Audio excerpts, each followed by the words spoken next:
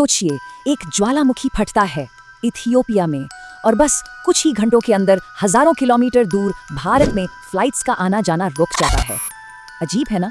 ये कहानी बताती है कि हमारी दुनिया असल में कितनी छोटी और एक दूसरे से जुड़ी हुई है। तो चलिए इस पूरी पहेली को सुलझाते हैं। तो कहानी की शुरुआत होती है इथियोपिया से।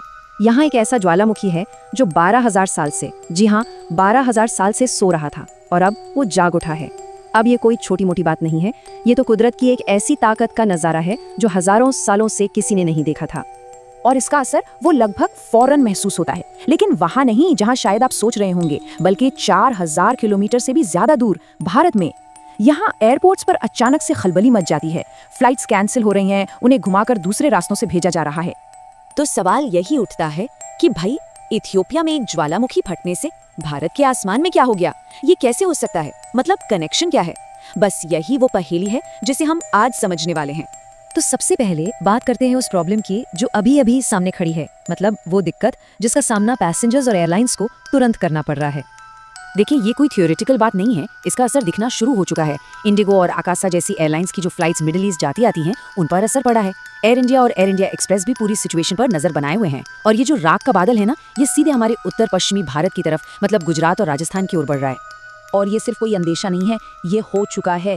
केरल अबुधाबी और कन्नूर अबुधाबी के फ्लाइट्स को ऑलरेडी डाइवर्ट कर दिया गया है, मतलब उन्हें दूसरे रास्ते से भेजा जा रहा है। ये इस बात का पक्का सबूत है कि ये खतरा कितना असली है। तो हमने असर तो देख लिया, अब वापस चलते हैं जड़ पर कि ये सब शुरू कहाँ से हुआ। और कहानी हमें फिर से ले जाती है इथियोपिया के उसी ज्वालामुखी के पास जो 12,000 सालों से सोया हुआ था। इस ज्वालामुखी का नाम है हाइली गोबी।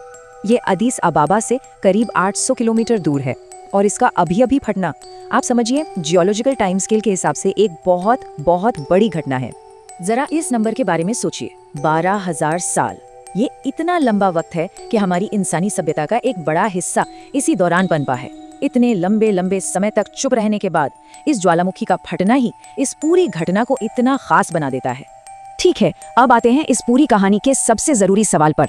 आखिर ये राख इतनी दूर का सफर तय कैसे करती है और ये हवाई जहाजों के लिए इतनी खतरनाक क्यों बन जाती है?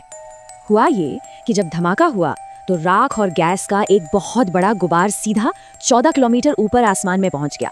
14 किलोमीटर। और असली प्रॉब्लम यहीं से शुरू होती है, क्योंकि ये ठीक वो ऊंचाई है जहां हमारे कमर्शियल हवाई जहाज उड़ते हैं।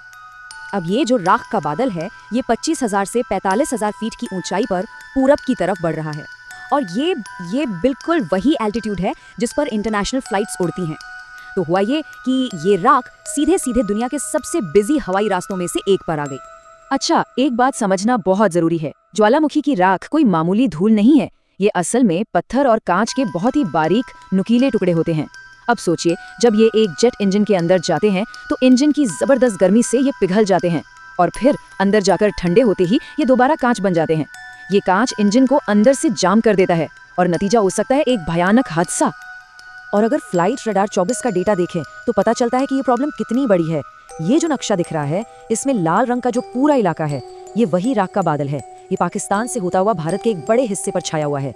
मतलब ये एक बहुत बड़ा नो गो जोन बन गया है जहां से विमानों को हर हाल में दूर रहना है। अब जब खतरा इतना साफ है तो जाहिर है कि अथॉरिटीज भी एक्शन में आ गई हैं। तो देखते हैं कि ऑफिशियल रिस्पॉन्स क्या है। भारत में इस पूरी सिचुएशन को मैनेज करने की जिम्मेदारी है DGCA यानी director general of civil aviation की। ये वही बॉडी है जो देश में हवाई सफर के लिए सेफ्टी रूल्स बनाती है और उन्हें लागू करवाती है। तो DGCA ने एयरलाइंस के लिए एक साफ एडवाइजरी जारी की है। नंबर 1, जिन इलाकों में राख फैली है उनसे हर हाल में बचें। नंबर 2, अपने एयरक्राफ्ट और रनवे को बिल्कुल साफ रखें। नंबर 3, अगर कोई भी अजीब सी गंध महसूस हो तो फौरन एयर ट्रैफिक कंट्रोल को बताएं। और नंबर 4, अगर हालात बिगड़ते हैं तो फ्लाइट्स को लेट करने या सस्पेंड करने के लिए भी तैयार रहें। तो कुल मिलाकर मैसेज एकदम क्लियर है, पैसेंजर्स की सेफ्टी सबसे ऊपर है। इसके लिए अगर फ्लाइट्स लेट होती हैं या कैंसिल होती हैं तो वो होंगी। ऐसे हालात में कोई भी रिस्क नहीं लिया जा सकता। तो अब आगे क्या? ये सिचुएशन अभी भी बदल रही है, तो चलिए देखते हैं कि आने वाले समय में हमें किन बातों पर नजर रखनी चाहिए।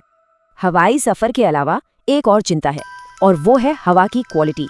वैसे तो ये राख काफी ऊंचाई पर है, लेकिन एक्सपर्ट्स का मानना है कि एयर क्वालिटी इंडेक्स यानी AQI पर इसका असर पड़ सकता है और वो बढ़ सकता है। तो ऐसे में मास्क पहने रखना एक समझदारी भरा कदम हो सकता है। तो इस पूरी बातचीत का निचोड़ क्या है? कुछ जरूरी बातें ध्यान में रखने वाली हैं। पहली, ये सिचुएशन लगातार बदल रही है। दूसरी, सेफ्टी की वजह से फ्लाइट्स में देरी हो सकती है, तो इसके लिए तैयार रहें। और सबसे ज़रूरी, अगर कहीं जाने का प्लान है तो घर से निकलने से पहले अपनी एयरलाइन से कंफर्म ज़रूर कर लें। और आखिर में ये पूरी घटना हमें एक बड़े सवाल के साथ छोड़ जाती है। सोचिए, कुदरत की एक ताकत जो 12,000 साल से शांत थी, उसने हमारी 21वीं सदी की मॉडर्न टेक्नोलॉजी को हिलाकर रख दिया। ये सोचने पर मजबूर करता है कि प्रकृति की और कौन सी ऐसी ताकतें हैं जिनके लिए हम शायद आज भी तैयार नहीं हैं।